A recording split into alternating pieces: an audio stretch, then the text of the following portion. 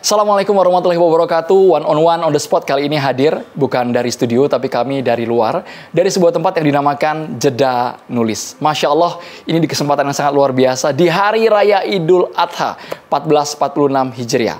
Sosok yang akan saya ajak berdialog, kenal dengan semua kalangan, bahkan identik dengan Ustadz nyentrik, gaul, dengan Gen Z cocok, dengan lintas agama pun ia masuk ketika berbincang. Ini dia Habib Hussein Jafar Al-Hadar. Assalamualaikum Habib. Waalaikumsalam. Apa kabar? Luar biasa Habib. Auranya emang beda nih kalau ngobrol sama Habib langsung Habib. Oh iya. Ketika lihat di konten sama sekarang, wah lebih beda. Menghipnotis. Mungkin karena kayak sekarang dipengaruhi oleh AC dan lain sebagainya. Oleh AC, Beb, ya. Jadi udaranya lebih seger ya. Soal tempat Beb, saya mau nanya, ini Jeddah Nulis markasnya Habib nih katanya. Iya, jadi ini markas. Di sini ada 3 kegiatan. Yang pertama adalah Jeddah Nulis. Itu saya sebagai konten kreator dakwah, baik itu melalui YouTube maupun media sosial lainnya. Kemudian di sini ada Rumah Cahaya.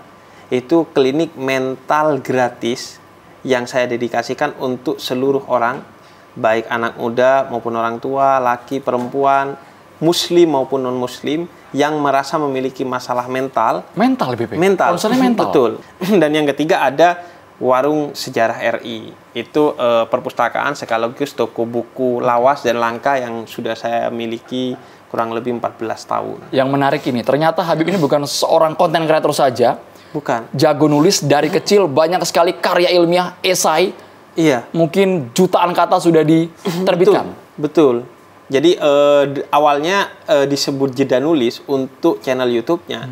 Karena setelah saya belasan tahun menulis, dari tahun 2000, mungkin 2002 secara profesional, artinya sudah mulai diterima di media massa, itu mulai kelas 1 SMA. Dan dari kecil udah menulis, bahkan email pertama saya itu adalah H untuk inisial nama saya, Buffon karena saya suka pemain bola, kiper Italia dan Juventus, Gianluigi Buffon. 2000 itu waktu pembuatannya, artinya ketika saya umur 12 tahun.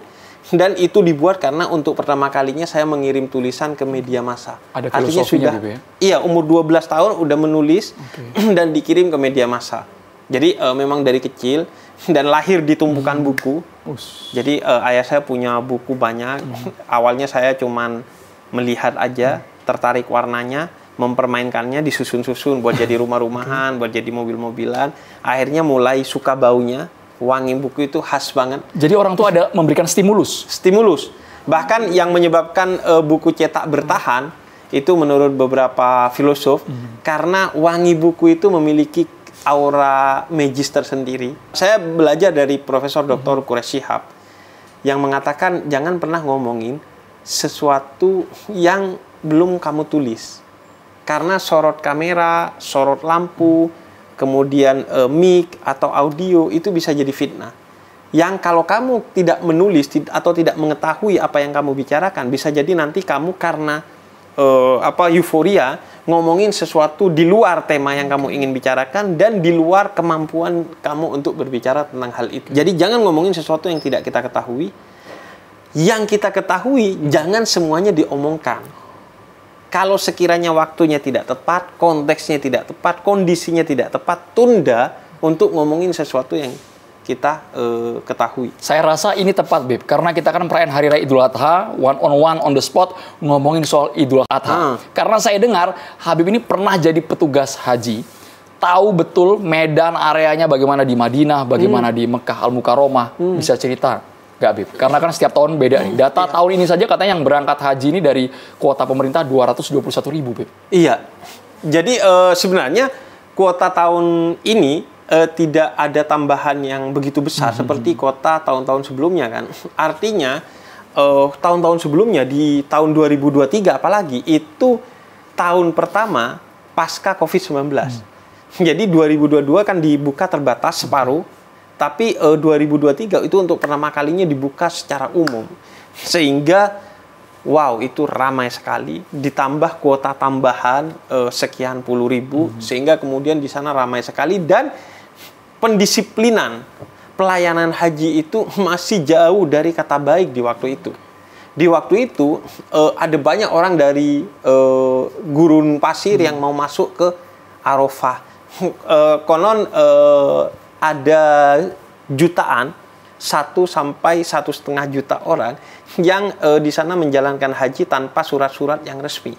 Bisa lolos semua itu, Beb? Bisa lolos. Di zaman itu mudah sekali. Pakai visa ziarah, visa kunjungan, terus kemudian orang menjalankan haji. Karena pendisiplinannya belum seketat seperti sekarang. Dan akhirnya kan pendisiplinannya terus ditumbuhkan oleh kerajaan Arab Saudi hingga tahun ini sangat ketat kan. Bahkan haji foroda aja secara umum tidak bisa masuk dan mengikuti ritual haji tahun ini kan. Saya sebenarnya tidak berurusan langsung dengan jemaah haji karena saya waktu itu dimonitoring dan evaluasi. Namanya tim Monef. Khususnya di media kalau saya pada saat itu karena saya punya kompetensi di sana. Tapi melihat fakta di lapangan kita nggak bisa diam. Terketuk hatinya. Terketuk hatinya. Bayangkan. Suatu hari saya jalan tuh di hotel karena mau ke ruangan untuk investigasi misalnya atau ngecek persiapan dan lain sebagainya. Itu lewat di satu kamar di mana tiba-tiba bapak tua manggil saya Mas gitu misalnya. Dia nggak manggil Habib. Oh, belum tahu iya, dia. Belum tahu dia. Makanya tua, iya, saya dipanggil Mas. Saya nggak noleh dong, nggak dipanggil Habib. Enggak. Jadi dipanggil Mas gitu. Saya noleh. Bisa minta tolong nggak, kata bapak ini. Dan bapak ini nggak bisa berdiri dari tempatnya. Nah, apa yang bisa saya tolong, Pak? Saya pengen bertemu dengan Tuhan saya. Tapi saya dalam keadaan kotor. Bisakah bantu sucikan saya agar saya bisa bertemu dengan yang maha suci di Ka'bah? Dan saya kira dia minta bantu untuk wudu. Ternyata tidak. Dia buang air besar di ranjangnya, di kasurnya. Buang air kecil di sana. Bukan karena tidak ada pelayanan, tapi karena itu sudah random kan. Bahkan ribuan jamaah kita yang demensia di sana, kehilangan ingatan sementara, sehingga kemudian kita nggak menutup mata dengan itu. Kita terketuk empati kita bantu ke kamar mandi, kita bersihkan, dan dia akhirnya didorong pakai kursi roda. Ini realita depan mata ya, Beb ya? Realita depan mata. Bahkan ada banyak reportasenya yang saya share pada waktu itu, baik secara pribadi oleh saya maupun melalui MCH, Media Center Haji kan, tahun 2023. Itu. Dan itu yang mengingatkan saya, dan sering saya katakan, bukan hanya ke petugas haji, tapi ke MCH, Media Center Haji, para wartawan di sana, karena saya sering bertemu dan ngobrol dengan mereka. Kata saya gini, kita itu awalnya ke sini pengen jadi tamu Allah. Para jamaah haji itu kan pengen jadi tamu Allah, berkunjung ke rumahnya Allah untuk bertamu. Betul. Maka setelah melihat realitas ini, bukan hanya petugas haji yang memang dari awal diutus ke sini untuk melayani, bukan dilayani. Dan ibadah utamanya bukan berhaji, tapi membantu orang untuk berhaji, melayani mereka. Maka kata saya, termasuk jamaah haji, targetnya harus jadi kekasih Allah, bukan tamu Allah. Tamu itu artinya bertamu untuk dilayani. Tapi kata saya, seharusnya kita ke sana, menjadi kekasih Allah dengan menjadi pelayan di rumahnya Allah, tuan rumah. Diksinya harus dibalik. Betul. Datang untuk melayani, bukan dilayani. Bukan dilayani. Sebagai petugas haji. Terlebih ketika petugas. Jamaah haji pun seharusnya targetnya menjadi kekasih Allah dengan membantu Allah di rumahnya, dengan melayani para tamu-tamunya. Sehingga mereka seharusnya memaksimalkan kerjanya sebagai petugas, bukan hanya sesuai job desk-nya, tapi dengan hatinya, yang bukan kerjaannya. Selama pekerjaannya telah selesai dan dia memiliki kemampuan, seharusnya dikerjakan. Poin ini sangat menarik, Beb. Kita bahas lebih dalam sesaat lagi. Tetaplah bersama kami di One on the Spot.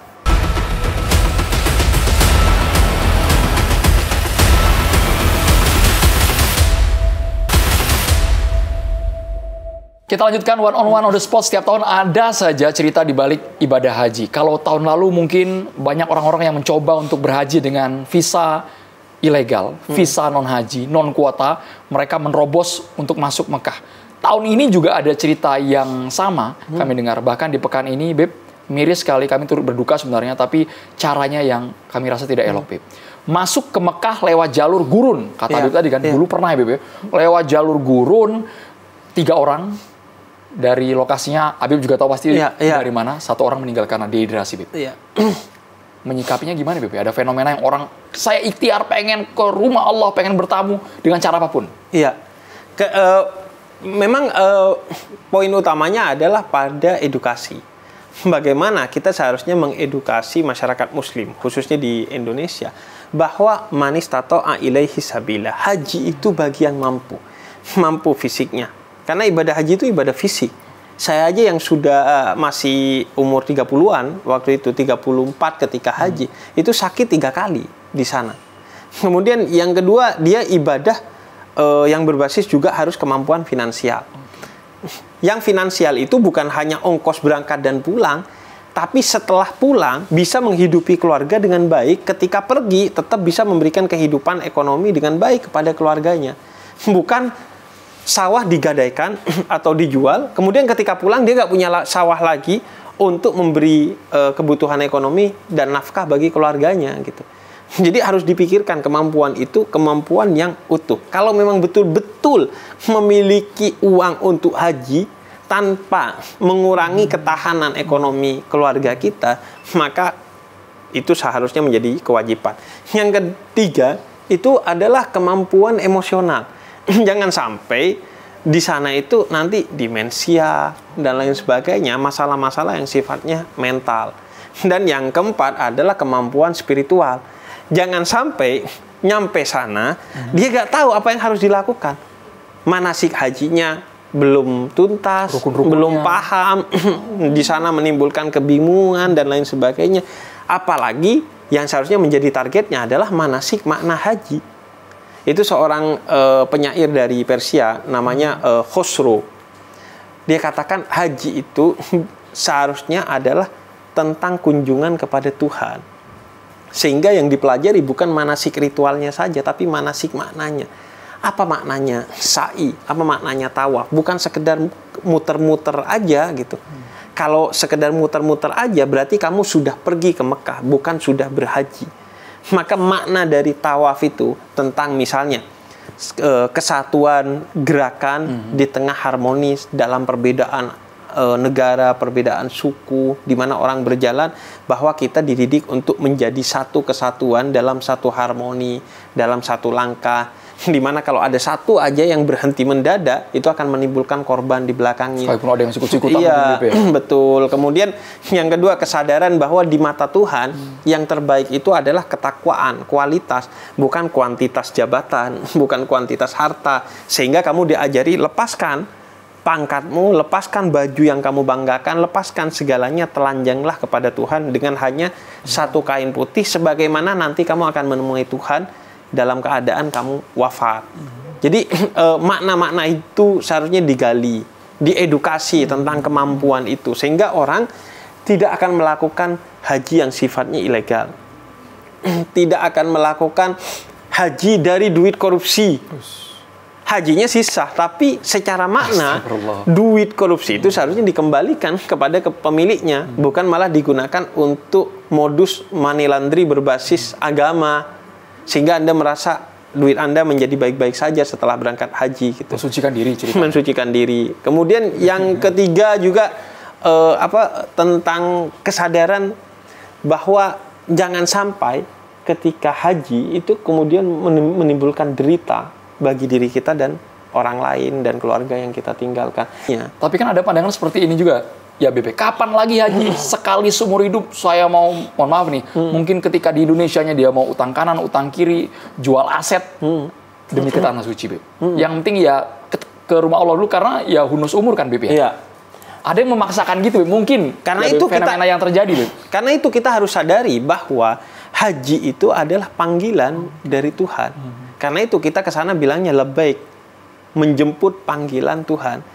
Dia bukan utamanya bagi orang yang mampu, tapi bagi orang yang terpanggil. Yang terpanggil pasti Allah mampukan. Yang mampu belum tentu Allah panggil. Mungkin dia ke sana, tapi karena tidak dipanggil, maka dia tidak akan bertemu dengan Tuhan di sana. Dia bertemu dengan askar doang. Dia bertemu dengan bangunan kubus yang disebut dengan Ka'bah. Tapi ada orang yang tidak ke sana, tapi Tuhan memanggilnya, maka Tuhan menemui dia. Ada banyak kisah orang yang tidak berangkat haji, tapi dia menjadi haji yang mabrur. Salah satunya di zaman pasca sahabat Nabi, namanya zaman tabi'in. Itu ada seorang namanya Ali Al-Muwaffaq, 30 tahun, tukang sol sepatu, nabung untuk berangkat haji. Beberapa bulan mau berangkat haji, dia dapati tetangganya seorang perempuan tua, umur 70 tahun, janda dengan 6 anak, kelaparan, dia berikan semua dana hajinya kepada perempuan itu agar bisa makan dan bisa berdiri mandiri dengan uangnya sendiri untuk memberi makan dirinya dan keluarganya. Dan akhirnya Ali Al-Muwaffaq ini didatangi oleh seorang namanya Abdurrahman Al-Mubarak yang berangkat haji, ketiduran di Masjidil Haram, dan dia bermimpi semua jamaah haji pada saat itu tidak diterima hajinya kecuali Ali Al-Muwaffaq. Dan karena Ali Al-Muwaffaq ini semua jamaah haji mendapatkan keberkahan dan hajinya akhirnya diterima oleh Allah. Tidak berangkat haji menjadi haji yang mabrur. Kesadaran itu harus ditumbuhkan, edukasi itu harus ditumbuhkan. Maka siapapun, khususnya tokoh agama, khususnya travel haji dan umroh, khususnya pemerintah, jangan mendorong orang untuk haji secara tidak proporsional. Kadang kan tokoh-tokoh agama, para travel, pemerintah mendorong orang untuk berangkat haji hingga di titik yang tidak proporsional, dan akhirnya orang memaksakan haji di tengah umur yang sudah tidak mumpuni, kesehatan, waktu tunggunya panjang sekali, waktu tunggunya panjang, dan lain sebagainya. Sehingga kemudian akhirnya nilai utama dari haji itu hilang. Jadi haji itu murni adalah panggilan Allah, sekalipun kita punya uang banyak ya, Beb. Nggak bisa Belum tentu dibeli. kita terketuk untuk berangkat ke tanah suci. Buktinya yang furoda tahun ini beberapa ribu yang gagal, dan kita prihatin dengan itu. Buktinya itu faktanya. Mereka yang punya duit banyak tidak bisa membeli haji. Di sana Anda akan merasakan Tuhan hadir di sana. Karena kenapa? Tamunya Allah itu betul-betul orang yang dipanggil karena ingin ditemui oleh Allah. Yang tidak ingin ditemui tidak akan bertemu dengan Tuhannya di sana meskipun sudah sampai ke sana. Jadi walaupun bisa beli kuota furoda, nyampe ke sana belum tentu ketemu Tuhan untuk ke sana. Bahkan kemarin kan ada cerita seorang bapak-bapak di satu negara itu udah ditinggalin pesawat 2 kali karena ada masalah administrasinya. Tapi dia bilang, saya harus berangkat tahun ini karena saya dipanggil oleh Tuhan saya. Dan akhirnya pilotnya minta, udah berangkatin nih Bapak, kayaknya nih ada masalah di pesawat karena Bapak ini. Artinya, siapa yang dipanggil olehnya, maka akan ditemuinya. Dan siapa yang tidak dipanggil, tidak akan ditemui meskipun sudah sampai ke Makkah. Berapa banyak orang yang pulang haji, dia gak berubah. Padahal ciri haji mabrur, kata Nabi Muhammad, dia berubah. Kata-katanya dan sikapnya jauh lebih baik. Kata-katanya tidak lagi busuk, dan sikapnya selalu memberi kebaikan kepada orang lain. Ditandai dengan ngasih makan orang lain, kata Nabi Muhammad. Ini penting bagi Indonesia. Semua stakeholder, baik pemerintah, kemudian ulama, kemudian travel, harus bersama-sama memperbaiki pemaknaan haji kita. Bukan hanya pelayanannya. Agar kita betul-betul menjadikan haji ini sebagai momentum untuk memperbaiki bangsa ini. Bayangin, setiap tahun kita kirim berapa jamaah haji? 240.000 jamaah haji. Kalau dari 240.000 jamaah haji itu, jangankan 10%. Kalau 10%-nya kan berarti 24.000. Jangankan 1%, 2.400, 0,1% aja. Berarti 240 aja.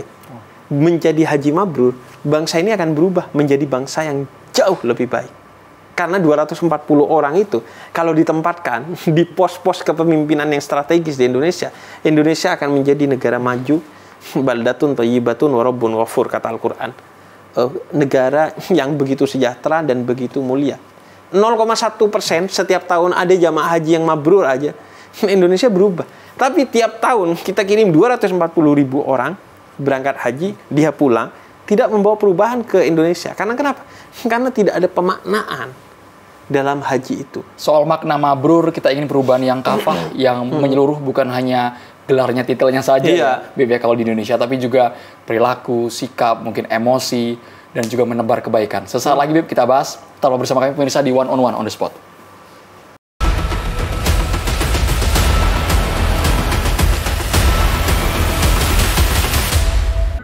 Meskipun puncak haji sudah dilewati, tapi sejujurnya, Beb, banyak mungkin umat muslim di Indonesia yang masih ngeganjel.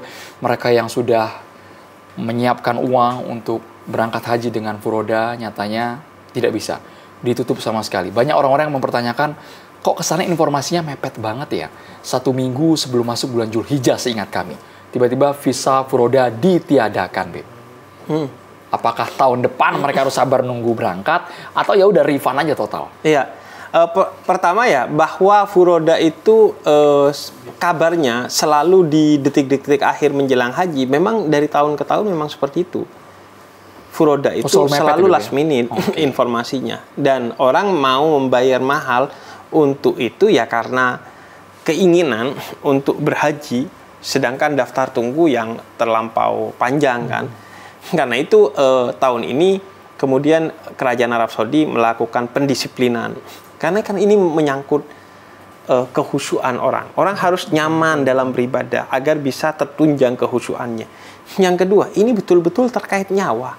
Saya sebagai petugas haji tahun 2023 melihat ini memang betul-betul jihad yang bisa membahayakan nyawa kita. Soal sederhana aja, dehidrasi. Itu bisa membunuh di sana. Belum lagi soal desak-desakan. Soal ini dan itu, banyak sekali persoalan yang bisa membahayakan jiwa seseorang. Karena itu pendisiplinan itu menjadi sesuatu yang bisa kita pahami dan justru kita dukung. Dan ini demi keselamatan ibadah yang dilakukan oleh setiap muslim. Karena itu jangan hanya berpikir tentang ya saya jadi gak berangkat haji, keuntungan sekian jadi lewat dari kita dan lain sebagainya. Ini soal nyawa, sesuatu yang sakral, bukan hanya dalam pandangan Islam, tapi pandangan kemanusiaan. Ini adalah sesuatu yang sakral. Karena itu pendisiplinan ini perlu didorong, perlu kita apresiasi agar jadi demi kebaikan, keamanan dan kenyamanan semua pihak. Dan mari kita memberi waktu untuk merefleksikan bagaimana sejarah Haji Furoda itu sendiri. Bahwa sekarang seringkali udah bergeser dari visi awal Haji Furoda itu sendiri.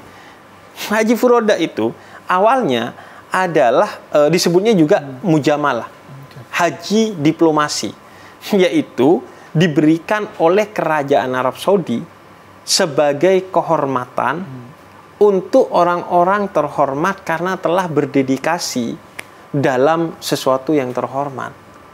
Jadi itu dulu dari kerajaan Arab Saudi diberikan untuk orang yang telah memberikan dedikasi untuk nilai-nilai keislaman, kemanusiaan. Misalnya mereka yang telah menjadi guru puluhan tahun dalam keislaman, atau mereka telah berkontribusi dalam membangun bangsanya melalui jalur keislaman dan lain sebagainya. Mereka kemudian karena dedikasinya diberikan kehormatan untuk menjadi tamu terhormat kerajaan Arab Saudi guna berhaji. Ini mirip visa undangan kerajaan, beda? Sekarang menjadi visa undangan kerajaan akhirnya kan. Dulu visa furoda itu visa mujamalah juga disebutnya, visa diplomasi kerajaan Arab Saudi. Sekarang akhirnya sudah bergeser, diberikan oleh travel yang mendapatkan jatah dari kerajaan Arab Saudi. Bukan bagi mereka yang berdedikasi, tapi mereka yang mampu membeli. Dan yang berangkat bukan orang yang terhormat karena telah memberikan kontribusi bagi agama, bangsa, dan kemanusiaan, tapi orang yang kaya karena bisa membayar visa itu. Karena itu mari kita jadikan ini renungan bersama untuk mengembalikan segala sesuatu itu pada proporsionalitasnya, pada hitohnya. Furoda apa dulu motifnya, kembalikan. Apa tujuannya, kembalikan. Sebagaimana kita mengembalikan tujuan dan latar belakang haji kita, betul-betul ingin kurbatan mendekatkan diri kepada Tuhan. Ada keadaan yang memang tidak bisa kita paksakan, ya Bip. Sama seperti halnya dengan Hari Raya Kurban. Di Indonesia kan kita biasanya kalau sapi 7 orang ya, teman-teman ya. Kalau sapi ya, kalau kambing 1 ekor kambing. Ekor kambing 1 orang. 1 orang. Apakah memang sebuah kewajiban secara bahasa sederhananya, ya Bip? Di tengah mungkin Bip. Karena ada data yang menunjukkan daya beli kurban tahun ini anjlok signifikan. Ada yang bilang katanya 27 triliun menurun drastis dibandingkan tahun lalu. Iya. Gimana, Bib? Iya. Pertama, Idul Adha itu memang disebutnya Hari Raya Kurban. Secara bahasa, Doha itu artinya berkurban, berkorban. Berkorban tentu beda dengan korban ya. Kalau korban itu sesuatu yang pahit dan kemudian dilakukan oleh orang lain kepada kita. Tapi kalau berkorban itu sesuatu yang kita lakukan sendiri dan rasanya manis. Tujuannya adalah qarib, Kita sering menyebutnya teman karib itu, teman dekat. Kurban itu artinya mendekatkan kepada maha teman kita, yaitu Tuhan yang maha kuasa. Jadi Idul Adha itu mengajarkan kita untuk tidak pernah membiarkan diri kita menjadi korban, tapi selalu berkorban atau berkurban. Itu makna kurban. Jangan sampai diri kita ini jadi korban, tapi sebelum jadi korban, jadilah manusia yang berkurban.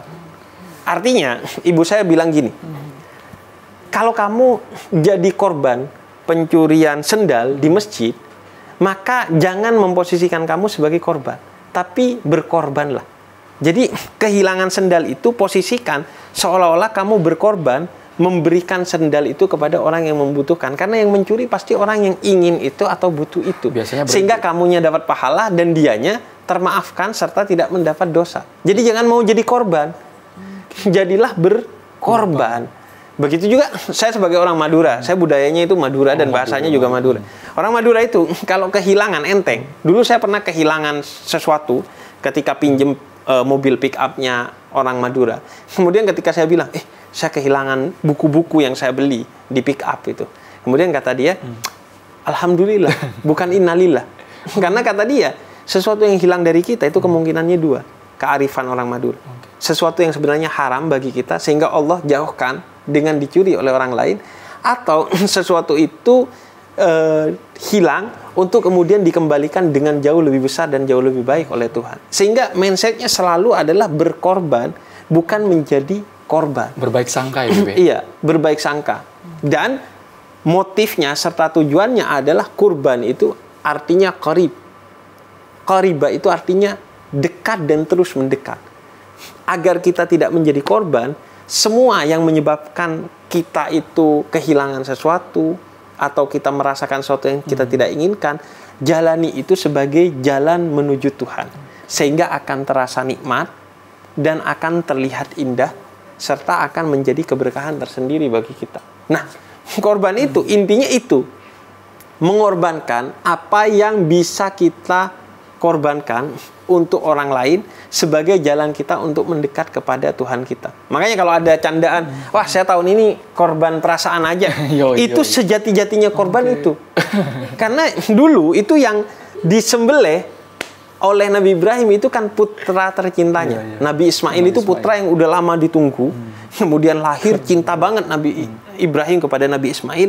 Maka Allah menyampaikan kepada Nabi Ibrahim melalui mimpi pesan, kecintaanmu kepada keluargamu itu jangan sampai membuat sama dengan kecintaanmu kepadaku, apalagi menomorduakan kecintaanmu kepadaku. Maka diuji oleh Allah, coba sembelih.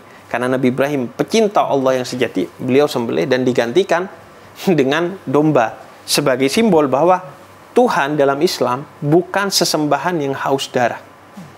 Karena itu tidak boleh ada teror, kekerasan atas nama Tuhan. Jadi kalau versi Habib, manfaat berkurban dari sudut pandang seorang Habib Jafar seperti apa, Habib?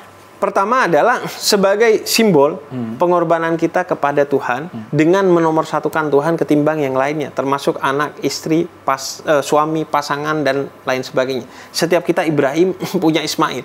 Ismail sesuatu yang menghalangi kita untuk mendekat kepada Tuhan. Bisa anak, bisa istri, bisa suami, bisa jabatan, bisa harta, mati-matian nyari harta, nyari jabatan, hingga mencuri, hingga melegalkan segala cara, maka itu yang dikorbankan. Yang kedua adalah sifat kebinatangan dalam diri kita. Itu yang seharusnya disembelih oleh kita.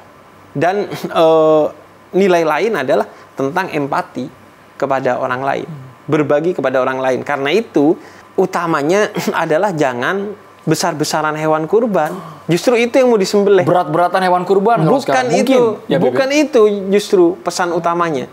Yang harus disembelih justru perasaan-perasaan seperti itu. Justru perasaan merasa bangga dengan jabatan, dengan harta kita. Sehingga kalau jabatannya tinggi, sapinya harus setinggi jabatannya. Kalau duitnya banyak, sapinya harus seberat. Sapi agak sensitif nih guys ya. Itu dia. Jangan itu. Justru itu yang mau disembelih. Perasaan sombong dengan jabatan, harta, dan lain sebagainya. Makanya kata Al-Quran, bukan daging dan darah hewan itu yang sampai kepada Tuhanmu, tapi ketakwaanmu, ketulusanmu dalam berkorban itu yang akan sampai kepada Tuhan. Jadi kalau Habib kurbannya apa? Sapi atau kambing? Sesaat lagi kita kembali. Setelah di one on the spot.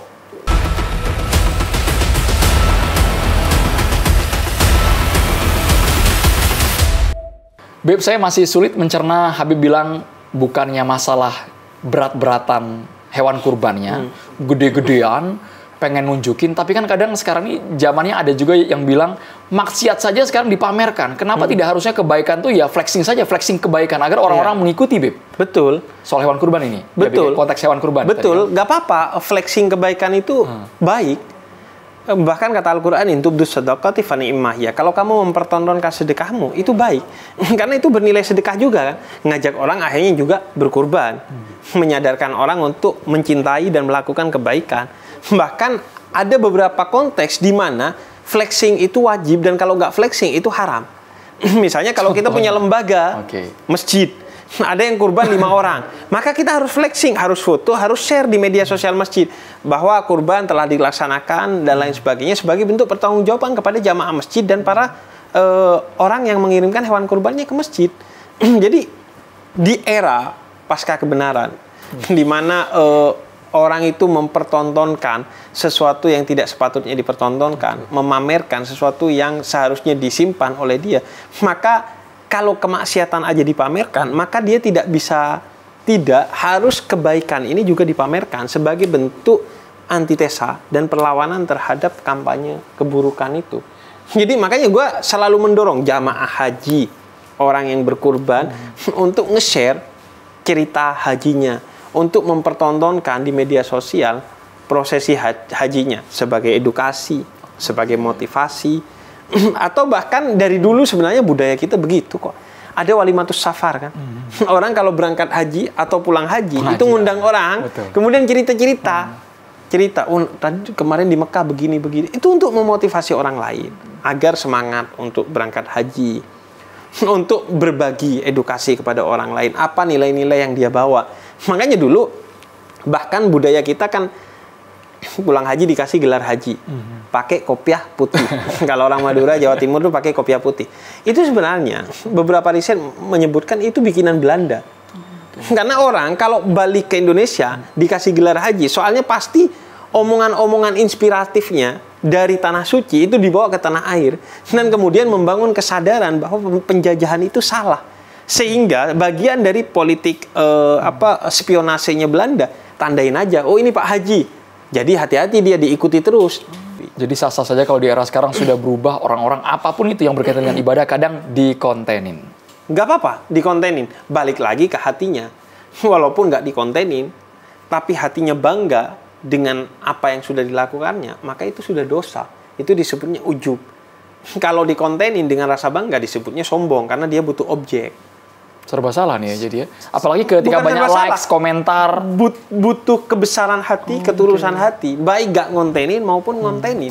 Bahkan orang sedekah aja, kalaupun gak dikontenin, tapi ada perasaan, wah gue lebih dari dia. Maka itu aja tidak sesuai dengan nilai sedekah yang dikehendaki Tuhan dalam Al-Quran.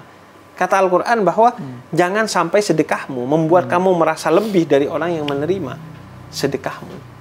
Masya Allah. Kalau saya lihat Habib kayak ilmu, ya giat juga terus wawasan pengetahuan apapun diserap dari berbagai kalangan. Kalau anak-anak muda sekarang, Bib, fenomenanya seperti apa, Bib? Saya rasa kayaknya kita sekarang lebih apal statue sama velocity dibandingkan mungkin pengetahuan agama mungkin. Ya, Bib, ya, bukannya suzon, tapi kayaknya anak-anak sekolah dasar, SMP, SMA kayaknya lebih apal tren-tren yang ada di TikTok. Sebenarnya anak muda sekarang itu minat mengguruinya tinggi kan? Iya kan? Minat menggurui mereka tinggi. Begitu kita nge-share sesuatu, dia kasih kesan-kesan untuk menggurui. Seharusnya begini, jangan begitu, dan lain sebagainya. Orang Islam kok begini, orang Indonesia kok begitu. Minat menggurui anak muda kita itu tinggi. Tapi masalahnya, minat jadi guru rendah. Karena mereka hanya suka menggurui berbasis ego, tapi diminta untuk jadi guru dengan tulus, dia gak mau. Karena dia harus belajar, dia harus sabar, dan gajinya di bawah UMR. Jadi akhirnya minat mengguruinya tinggi, minat jadi gurunya rendah. Makanya sekarang kita kan sedang ada di bonus demografi. Betul. 60% populasi orang Indonesia itu adalah anak muda. Maka memang sudah sepatutnya orang-orang itu memiliki orientasi bagaimana membangun mental, kemudian intelektual dan spiritualitas anak muda itu. Tidak hanya memikirkan tentang bagaimana pergulatan politik, bagaimana soal ekonomi dan lain sebagainya. Kan sekarang anak muda itu disibukkan dengan flexing, Betul. harta, Betul. dengan hal-hal yang sifatnya luaran saja. Luarnya apa ya? Visual semua mungkin, Bebe. Visual semua. Pencapaian itu dihitung dengan hal-hal yang sifatnya material. Betul. Gini aja lah, koleksi aja sekarang itu. Itu kan koleksinya hal-hal yang sifatnya kekayaan kan. Koleksi mobil lah, koleksi ini, koleksi itu. Seharusnya kan dia koleksi buku gitu kan. Masya Allah. Iya. Seharusnya koleksi ilmu atau koleksi hal-hal yang bernilai sejarah, misalnya seperti lukisan dan lain sebagainya. Sehingga hal-hal seperti itu telah jauh dari anak muda kita. Maka ini sudah tentu ancaman bagi bencana demografi, bukan lagi bonus demografi. Kalau anak mudanya mayoritas dan tidak berkualitas, yang terjadi adalah bencana demografi. Dan problem utama anak muda kita juga adalah sekarang berpikir segala sesuatunya bisa instan mereka dapatkan. Cepat kaya. Cepat kaya, sukses. cepat sukses, cepat punya jabatan, cepat ini, cepat itu. Dia berpikir segalanya itu bisa serba cepat dia dapatkan dengan fasilitas dari orang dalam, fasilitas dari uang, fasilitas dari ini dan itu. Tidak mengandalkan kepada konsistensi. Padahal kalau dalam Islam istiqamah khairun min alfi karamah. Konsistensi itu jauh lebih mulia dari kekaramatan yang ada di luar sana. Dan yang saya salut, Habib konsisten syiar dakwah dengan berbagai platform multi kanal. Habib selalu menyiarkan dengan kemasan yang bisa diterima semua generasi. Agar mereka bukan bermaksud merekanya ikut Habib, tapi minimal mereka bisa mencerna itu dengan gaya mereka sendiri, kemudian mereka tetap berada di jalan kebaikan, Bib. Kan punya tanggung jawab juga. Ya, Bib sebagai ustadz yang konten kreator, followernya 6,7 juta, kan punya tanggung jawab kan, Bib ya? Punya tanggung jawab akan konten yang kita unggah kan, Bib? Pertama, melihat itu sebagai bukan privilege, tapi tanggung jawab. Itu penting sekali, melihat itu sebagai tanggung jawab. Yang kedua, mentransfer kebaikan, ilmu, dan segala hal positif itu secara egaliter. Karena Nabi itu gak punya murid, gak punya umat. Menyebutnya Nabi sahabat. Jadi Nabi itu tidak menggurui, tapi ngajak ngobrol untuk mentransfer kebaikan yang ada kepada orang-orang di sekitarnya yang beliau sebut sebagai sahabat bagi beliau. Karena itu saya dari awal memilih jalan itu. Jalan egaliter dalam edukasi terhadap orang lain. Saya memilih platform yang dekat dengan anak muda yang menjadi segmen dakwah saya. Saya memilih kata-kata yang dekat dengan mereka. Saya memilih tema yang dekat dengan mereka, dan saya memilih pakaian hingga gaya yang juga dekat dengan mereka. Resikonya ya kalau saya melihat kehabiban, keustatan, keilmuan itu sebagai privilege, wibawa saya sudah hilang dari lama. Tapi kan saya melihat ini adalah bentuk pengorbanan kita. Karena kurban itu mengajarkan kepada kita bahwa seringkali kita itu tidak mau berkorban, justru siap menjadikan orang korban bagi kesuksesan kita. Yang penting adalah kita. Sehingga Tuhan menjadi nomor sekian. Yang ada hanyalah saya, aku, dan lainnya. Bahwa pick me, bahwa segala sesuatu ini seolah diciptakan untuk saya dan soal saya. Hingga di tapal batas kita itu punya istilah hak asasi manusia, HAM. Nggak punya istilah wajib asasi manusia, WAM. Karena pikiran kita hanya menuntut hak, hak dan hak, tidak pernah memikirkan kewajiban.